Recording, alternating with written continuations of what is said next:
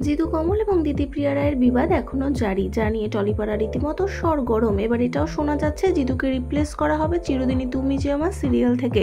আসুন জেনে নিন পুরো সত্যিটা কি হয়েছে তাদের মধ্যে, এবং সত্যিই কি জিতুকে রিপ্লেস করে দেওয়া হচ্ছে এই জনপ্রিয় সিরিয়াল থেকে। জি বাংলা জনপ্রিয় সিরিয়াল চিরদিনই তুমি যে আমার খুব কম সময়ের মধ্যেই মানুষের মন জয় করে নিয়েছে।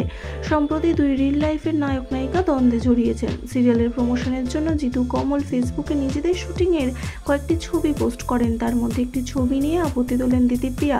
অভিনেত্রী বিষয়টি প্রোডাকশন হাউসকে জানালে ছবিটি ডিলিট করেন অভিনেতা জিতু। তবে বিষয়টি এখানেই থেমে যায়নি। একসঙ্গে জুটি হয়ে অভিনয় করলেও শুটিংয়ের সময় পরস্পরের সঙ্গে কথা বলতেন না জিতু এবং দিতিপ্রিয়া। তাদের হোয়াটসঅ্যাপেই কথাবার্তা হতো মোটামুটি। সেই আলাপই কাল হলো। জিতুর একটি কথা আপত্তিকর লাগে দিতিপ্রিয়ার কাছে। তিনি বিষয়টি নিয়ে লম্বা পোস্ট করে ক্ষোভ উগরে দেন সোশ্যাল মিডিয়ায়।